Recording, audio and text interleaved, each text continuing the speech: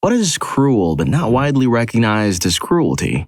One of my worst mistakes in my relationship with my husband was that he'd been self-medicating with and drinking for a while, and I tried everything to get him to stop. To no avail. He'd gone to rehab, which really helped, but then whenever I traveled for work, he'd relapse. Well, the reason he was relapsing was because of his diagnosed but uncontrolled depression and anxiety. After one of his benders and after a fight, he said he thought ending himself would just be easier. I responded, my voice dripping in sarcasm, that that'd be easier and fix all his problems. Later, when emotions had cooled down, he told me that he knew I was being sarcastic, but it didn't even matter. A part of him believed I wasn't being sarcastic, and it really hurt him, and was the worst thing he's heard me say. I learned that it's never okay to say things like that, even if you're trying to be absurd about it, and your heart is in the right place, and I still feel awful. This was years ago.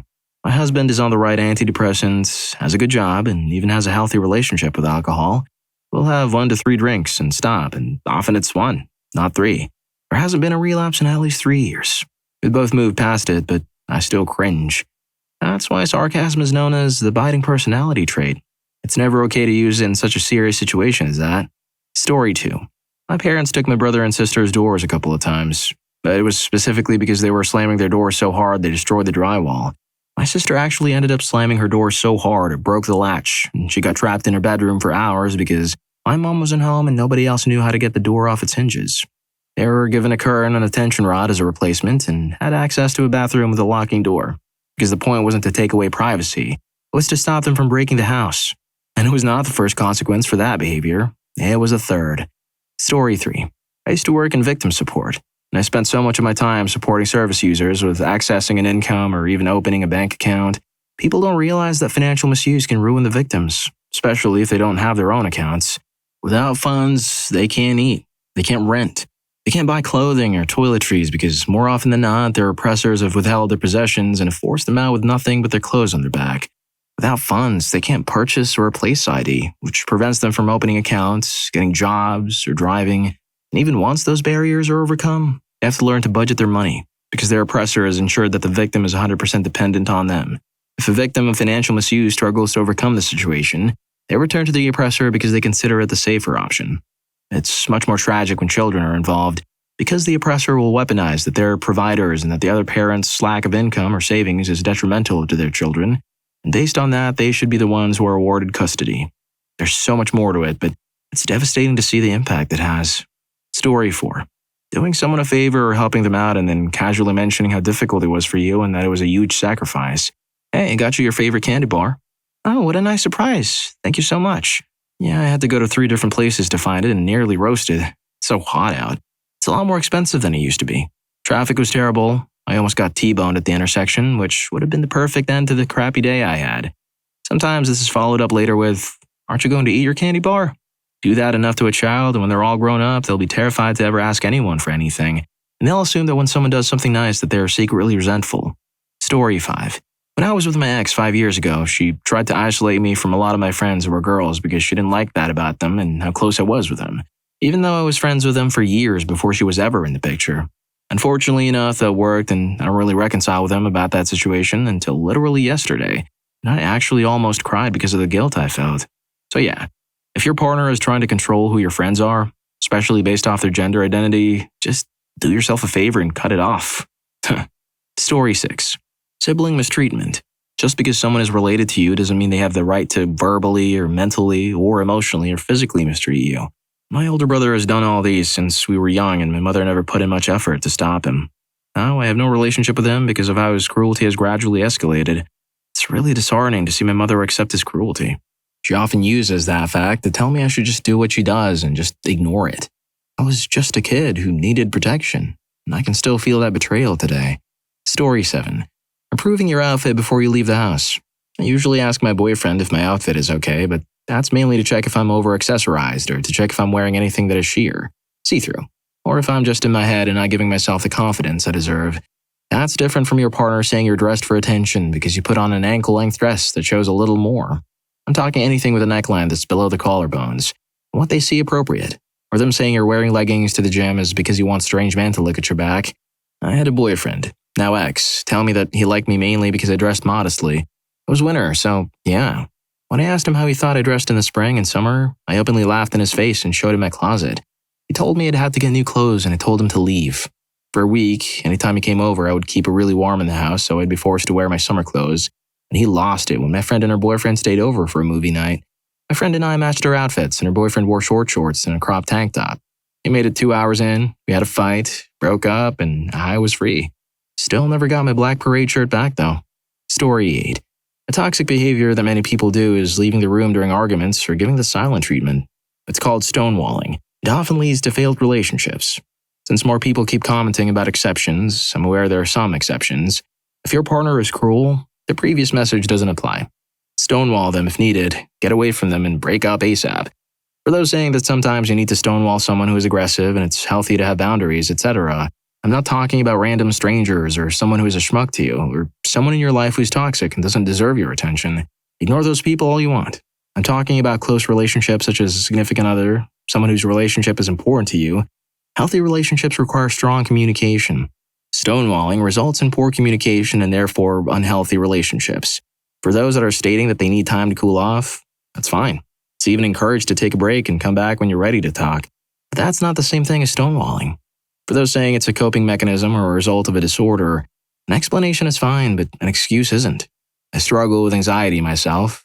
I hate confrontation of any kind. I realized early in my relationship I had a tendency of stonewalling my husband if we had a bad argument. When I learned that it's toxic behavior, I've been making active steps towards correcting this. Now, if I feel overwhelmed in an argument, I state that I need time to think, and we come back when we're ready and talk it through. Just because I struggle with anxiety and feel a tendency of climbing up when I'm overwhelmed doesn't excuse my behavior. It doesn't deserve to be ignored when we need to talk things through. Thank you for coming to my TED Talk. Story 9. Cruelty is withholding love from someone, especially a child, as they are dependent. I'm going to give you tough love by withdrawing myself from you and make you feel guilty for existing and asking for basic needs. Bullcrap. You're not making them any tougher. In fact, you're making them more susceptible to getting into cruel relationships that make them feel the highs and lows. One of the things that cycles through children's life. I think the worst one is an effect of cruelty in which you no longer trust yourself or have agency when done to oneself. Learned helpless mentality. I truly hope those who recover from cruelty are able to live a tranquil life and find the closure needed to survive. You owe it to yourself, not for others. Story 10.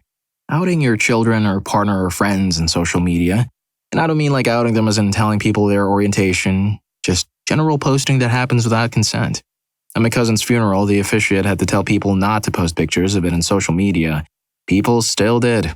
My sister had to chase down a stranger because they took pictures of her kids playing in a fountain and she heard them talking about it going on social media.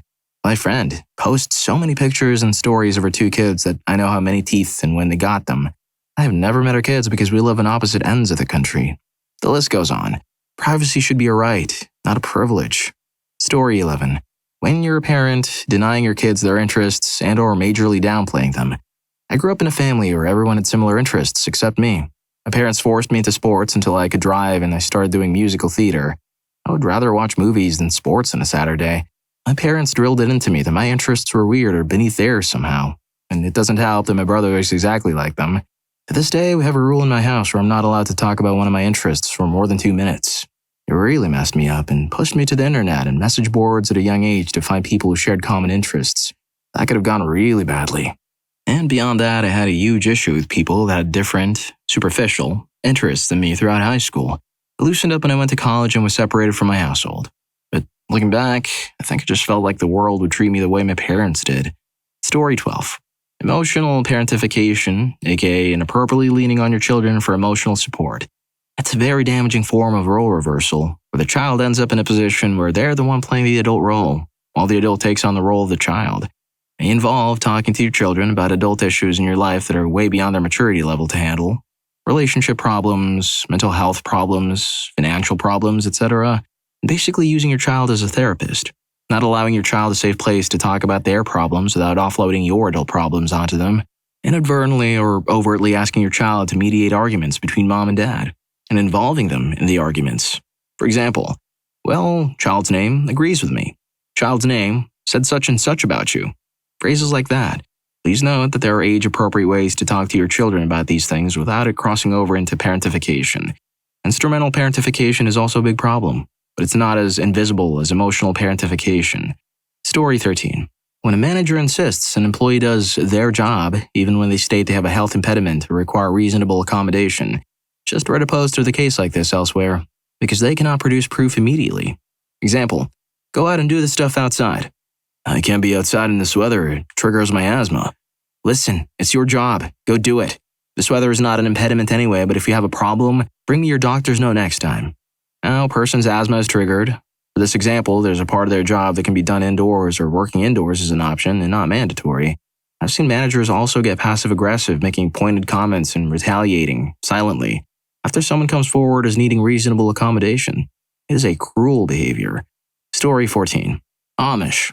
Everyone thinks, oh, quality furniture, quaint clothes on cute kids, barn raising, etc. No, you buy that furniture and you're funding deep oppression of women and children.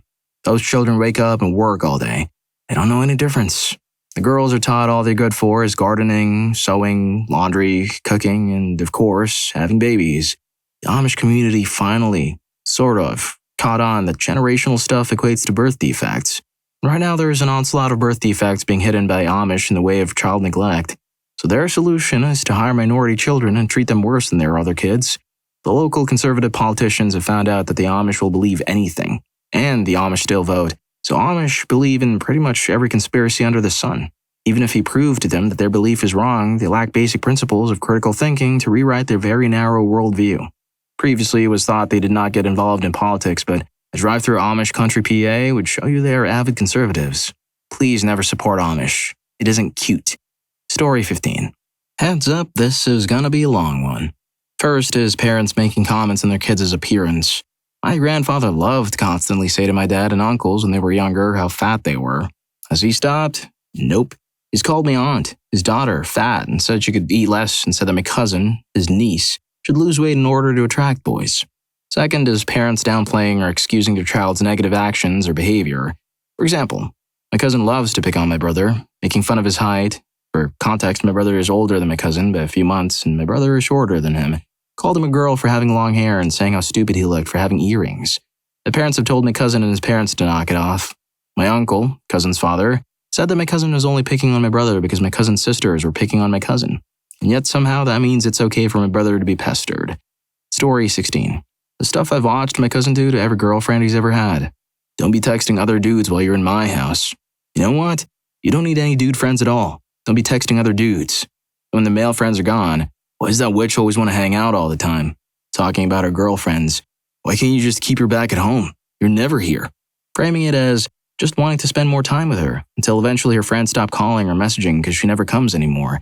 Then it's, you're always on that damn phone in general. Why can't you just put the thing down and spend time together for once? Every time she picks up her phone until even talking to her family is such a big fight, she eventually gives up. They never see it as cruelty. I don't understand how. All of his buddies have basically been the same way since high school, so they see nothing wrong either. It always ends up being something major or catastrophic that makes them leave. And it's on to the next girl. As far as I know, he's been single for a good long time now. There's not many women our age that are going to fall for that crap anymore, so never comes out of his house and acts all depressed all the time. I bet his house has a no other dudes allowed doormat and a separate no fun allowed doormat for good measure. Story 17. Accusing your kids of losing or taking your things because you can't find them. My mom did this, as well as my dad and brother. They lost their stuff or loaned it out and would forget and accuse me of taking it. I would be staying with friends and mom came and got me because they couldn't find stuff blaming me for taking it. I wouldn't be home and get accused. Turns out my very dysfunctional family was very disorganized. I think my mom had early dementia. My dad had a drinking problem and my brother was just a cruel schmuck and lazy. 95% of the time when I got home, I'd find their lost stuff. They were too lazy to look in different places. The other 5% had either loaned it out or gave it away. No apologies for falsely accusing me and messing my day or life up. I hated my childhood and family life. I could never do anything right in my parents' eyes, and no matter what, my brother could never do anything wrong. I was a scapegoat for anything wrong he did. Story 18. Someone threatening self-harm anytime even the slightest confrontation arises. You can't communicate issues in a healthy manner or else they're going to immediately go off the deep end and threaten to do something reckless or actually do something reckless. So you end up walking on eggshells around that person and bottling legitimate issues up until you get tired of them or blow up from having to keep it all contained. Strange thing is, you usually begin to notice they're just using this as a tactic to get their way on everything. They disrespected you, forget about discussing it. Or you'll get something like, It sounds like you think I'm just this awful person, but I'm just misunderstood. I guess I should just end myself because that's what everyone wants. Then you have to focus all your attention on talking them out of it or backing out of the discussion altogether of what you had an issue with. I get that some people really do struggle with self-destructive tendencies, but that shouldn't be a free pass in life to use in order to avoid accountability. I believe some don't even have those thoughts, but know it's serious enough to make most people with empathy and compassion back off, even if they had a serious reason to be upset about and discuss. Story 19. Bringing up something someone told you in confidence that was hard for them to say months or years later in an argument to use against them. Destroying or damaging your partner's property, keying their car, cutting up their clothes. Doing anything like that out of revenge is cruel. I saw one thing where a grown woman deleted her boyfriend's NBA 2K save to get back at him. Destroying something your child made. I'm sure we all remember the infamous post where a father deleted his son's Minecraft world. Shutting off a child's means of creative expression is disgusting. Similarly, permanently taking away or destroying something your child loves. I see too many stories where a kid, or especially a teenager, is saved up to buy something and then found that their parents don't respect that. Making them share it with their siblings, smashing it when they misbehave, or even pawning it. This one hits close to home. Blaming the older sibling whenever the younger one does something wrong. I'm sorry to say this reshaped my views of the difference in accountability for men and women, as my younger sister could commit crime when I was a kid and I'd do the time for it. Story 20. Not wanting your partner to have a social life unless you're there to supervise them. Bonus points if any time they spend away from you is spent constantly having to communicate with you and reassure you, to the point where most of the time it's easier for your partner to avoid social situations altogether. Extra bonus points if you blame your partner for any change in a social situation. Extra people, change in location, or even the opposite gender that they couldn't control. A cherry on top if you blame them further for not leaving the social situation just because it deviated slightly from the original plan in a way that actually didn't impact you at all, but you resent not being in full control of your partner's social life. Some rainbow sprinkles if your partner can't have friends of the opposite gender because, classic, it's them I don't trust, not you, baby. I bet their ideal date is just watching their partner sleep. See? No one else can talk to them now. Story 21. Denying children knowledge and good education with substandard homeschooling materials.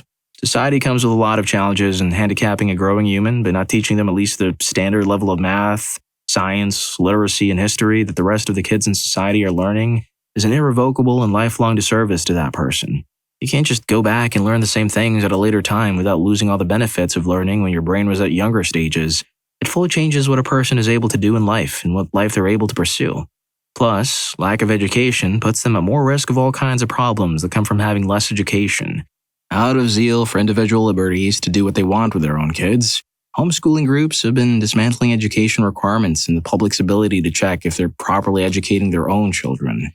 If you're enjoying the video, don't forget to hit that subscribe and like button for more videos like this. Story 22.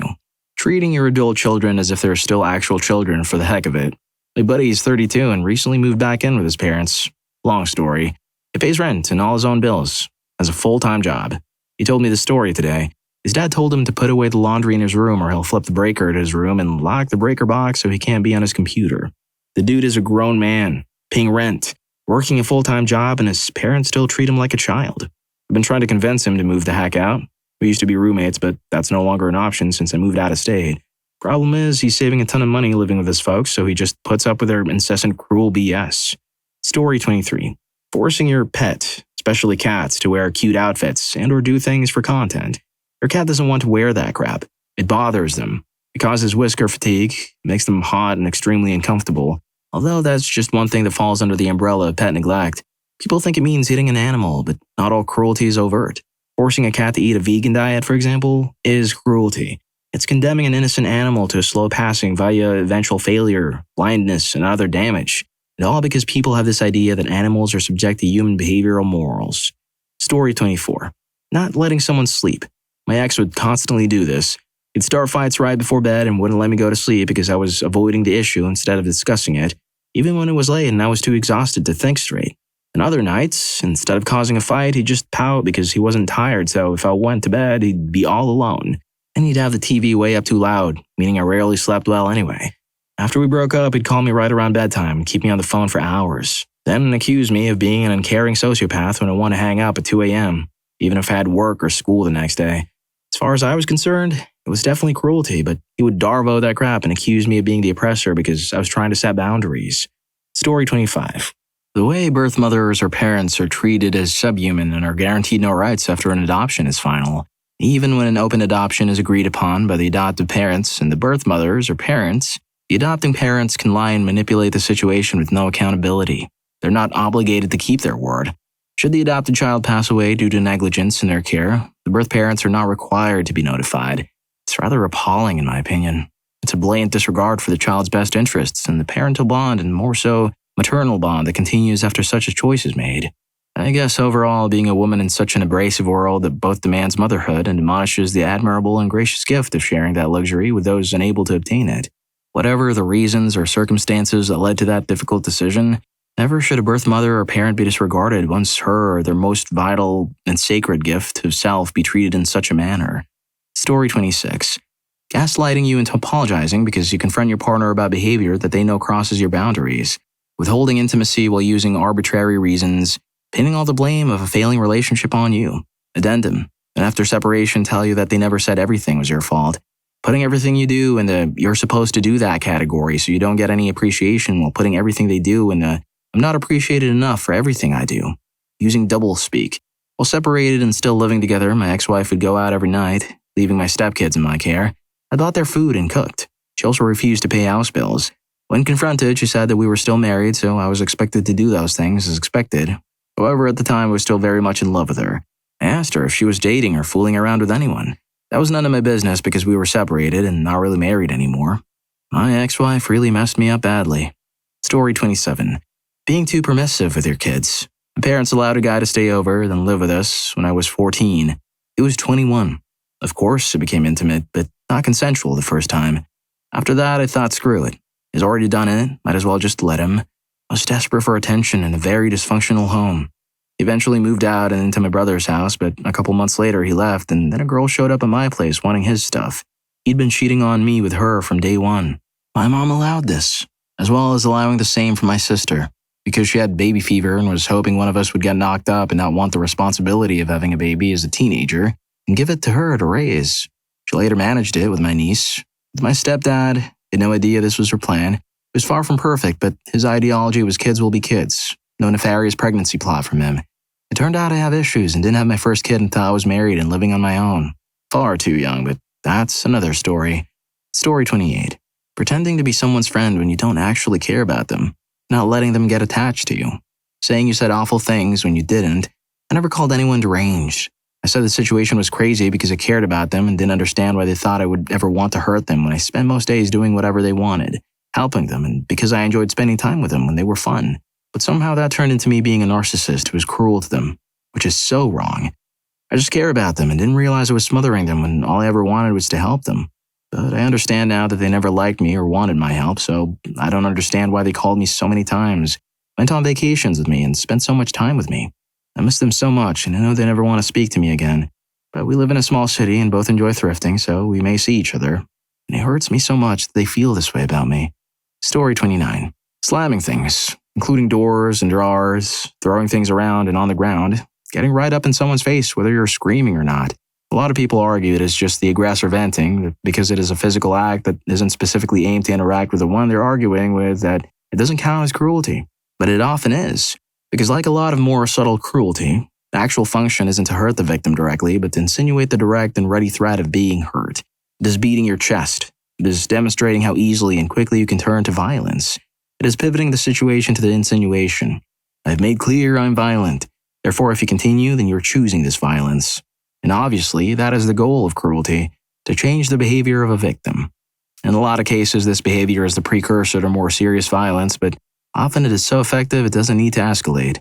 Please don't normalize physical intimidation like that. At the end of the day, even if you aren't hit, the fear of it still does damage. You still become terrified of the aggressor. And because it doesn't result in actual hitting, many people insist it isn't actual cruelty and normalize it.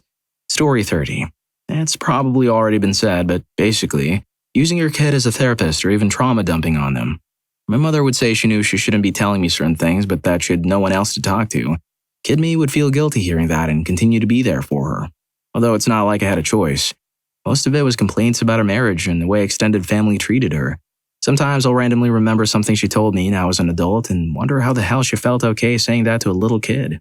We have a good relationship, but I honestly think she would think I was dramatizing if I brought it up now. I mostly enjoyed my childhood, but there were these moments where I was basically vocally held, listening to her get the stuff off her chest for hours. I'd say it was definitely mostly about venting, since it's not like someone my age had the life experience to give actual advice. Although ultimately I ended up more mature because of how I was spoken to. Although honestly, I did try to offer suggestions. A big part of why it sucked so much was that she would always have a reason for why she couldn't do XYZ. So I'd just be left feeling hopeless, not knowing what magical solution I was meant to present. Story 31. There's a lot of smaller pieces to it, but I've generally found that most minute cruel behaviors are spawned from a lack of parental perspective. When you and a partner become parents, your life thereafter, for at least 18 years, is entirely centered on your child. Everything you do is for their well-being, or it should be. Then you get the parents who want to wear the badge of parenthood with none of the work. These are the people who do everything they can to pawn their child off to friends and family so they can live their life the way they want, how they lived before being a parent. They don't understand that parenthood takes sacrifice. They want people to think they're a great parent, but they don't want to change their lifestyle at all. Instead of adjusting their life to the child's needs, they try to fit the child into a box, which is convenient to their life and plan. Such actions stunt the growth and development of the child in many different ways. To answer the question directly, I would say, asking for reasons why a child did something, then writing off any conceivable reason as an excuse. This paralyzes the child as they grow. Whenever they are asked by anybody to give a reason for anything, they're conflicted because they do have a reason, but tell themselves mentally that it's really just a weak excuse. Also in this, refusing to allow a child to simply say, I don't know. Story 32. When I married, my wife, a pharmacist earning $150,000, asked me, a teacher earning $100,000, if she could be in charge of paying the bills. Previously, I had set up bill pay with my bank, so I just shared my accounts with her. She never shared all her accounts with me, and I cannot monitor transfers to the accounts of my two stepsons.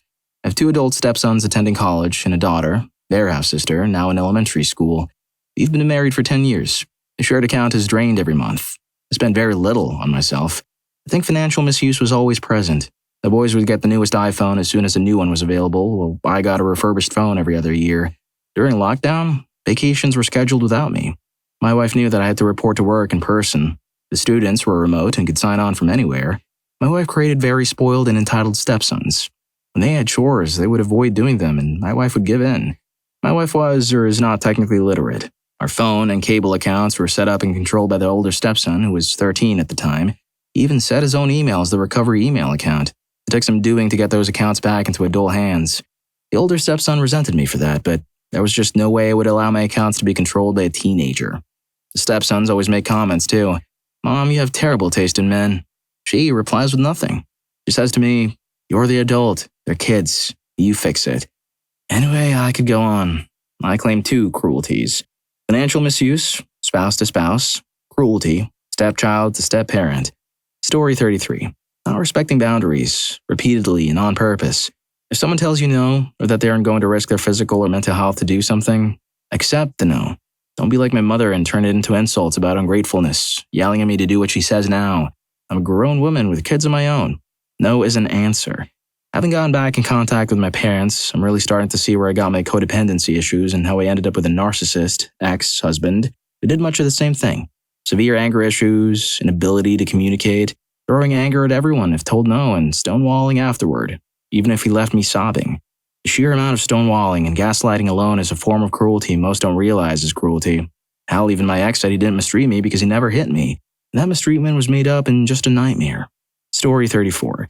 Parents were okay with their kids coming out as gay or trans, but not making that clear from an early age. They don't mention it or talk about it, and the subject never comes up, so you're never clear on their stance. The main reason the LGBTQIA+ society is more prone to mental health issues is from constant worry and holding a secret for such long periods of time in their development. If I come out as gay, will my parents kick me out? I don't have anywhere to go. Am I prepared for this argument? What if they tell other people? What if those other people are violent towards me? Why is it like this? Why can't I just tell people without the possibility of negative repercussions? Why do I need to tell people at all? Why can't they just be okay with whoever I show up with? I suppose I'll have to hide who I am for a few more years until I know or am self-sufficient, whenever that is. Story 35. My mom tends to do something I call putting noise in my head. Anything I do and tell her about, from buying a new shirt to starting a new job or hobby, she'll immediately find a reason why it's a bad idea, dangerous, or something else is better, or how it's a possible scam and will do anything she can to dissuade me. Years ago, when I still cared, I actually listened to her and did as she unwarrantedly advised, only to have the same process repeated on the very thing she pushed for only a day before. I don't think her intentions are bad. I think she's just very worried all the time. Problem is that it's harder to pursue your goals and dreams and your self-expression if no matter what you do, trying to achieve anything results in constant manipulation and sowing of doubt from the people who should have your back, and it becomes an inner voice. To this very day, I hate dressing up for events that include her with anything more than a fancy t-shirt, because she once complained at a fancy jacket I wore and it ruined it for me. I just couldn't bring myself to wear it again. I don't know if it's cruelty, but I think it should be considered as such. Story 36. Parents who have multiple kids just to make the older ones raise the younger ones, especially if they can't afford any kids in the first place or if religion is the reasoning for all the kids. It seems like it's always the families that can't afford basic necessities that are breeding like crazy and always pawning off all their responsibilities on other people, especially their own children. I didn't get to have a childhood. I was too busy being made to raise everyone else. I had to change more diapers than my parents ever did. I had to go without basic necessities for most of my life, and the things I did have were usually tossed out by the parents or broken by the kids. I'm not mad at my siblings. I'm just glad I was there to deal with their multiple injuries and inflections due to neglect. If I wasn't there, they definitely wouldn't be here today. My little sister still slips up and calls me mom to this day, and the kid is in middle school now. Story 37. Religious mistreatment. I'm a kids or youth director, but I've experienced so much cruelty in churches. Pastors whose words were law. Parents forcing children to perform religious tasks or forcing them into religious experiences. Churches have become cults and forever harm and scar their volunteers and staff. Being told you're going to hell because of who you love. Being told you're possessed because your faith wasn't big enough to heal you or save you from PTSD. Being lied to by the leaders and people you trust the most. Being reminded of every flaw you have weekly because you aren't one of the chosen leaders. Being pushed aside because you're too damaged. I could keep going. I just wish that people would be more aware of how easily they become part of the process of cruelty when you add the church or God into the equation. I wish more people were truly held accountable. Until then, I'll be who I needed in the church growing up. I will truly love kids as they are and for who they are. I'll provide safety and support. I'll defend and protect. Kids aren't the future of the church. They are the church. Story 38. Hurting a kid, no matter what the culture, is wrong. Some people use culture or something similar as an excuse. It's too normalized. I think you shouldn't hurt a kid at all because that's literally a human being. Also, not letting your kid go out ever is going to make them feel trapped. It's going to affect their mental health badly. The same goes for extreme punishments for bad grades. I'm talking about weeks of grounding with no phone or anything. That's not going to help their grade if they're struggling in a subject, nor will it give them any motivation. If you treat a kid with respect, you'll usually get it back. I can see a major difference in my friends who have better parents who treat them with respect. They're much more open with their parents, and it's really nice. Then my friends with parents who shelter them, make them feel like crap and don't let them go out, etc., end up resenting them. My father is a schmuck and my mom is not, so I also have two very different dynamics going on. Story 39. Narcissistic cruelty. Nobody will ever understand what someone has gone through with a narcissistic partner unless they go through it themselves. I wouldn't even wish that kind of suffering on my worst enemy. So much emotional, mental, and sometimes physical trauma. Mental and emotional trauma can also lead to physical trauma due to stress. I have before, during, and after pictures of myself before, during, and after my relationship with a narcissist. Before the relationship, I was about 125 to 130 pounds. During, I was around 110 to 115 pounds.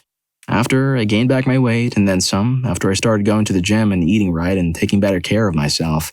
I'd often lose my appetite while I was with him because you can't win with someone who lives only in their own reality and thinks they're never wrong.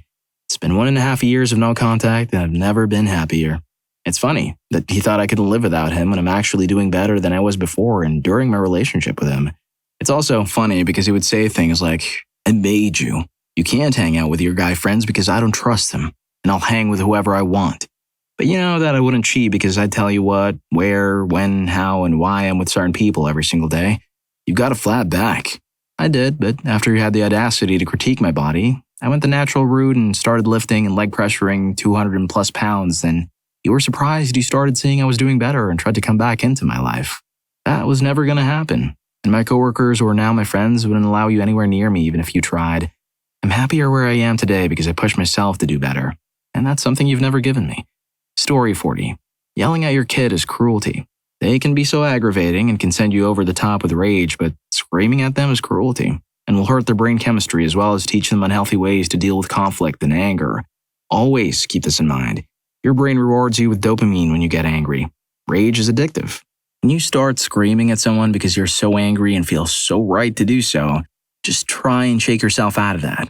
It's a defense mechanism our brain gives us as part of the fight or flight mechanism. Your brain is pumping chemicals that give you energy, strength, adrenaline, focus. What's that sound like if not defense? The next time you're angry with someone, especially a child, you feel like the only way to communicate is you screaming as hard as you can, remember your brain is tricking you into seeking out dopamine for the rage, especially if you have ADHD with poor impulse control and a lower than normal baseline dopamine level. Well, if you like these stories, here's more. YouTube thinks you're going to love this. Catch you in that video.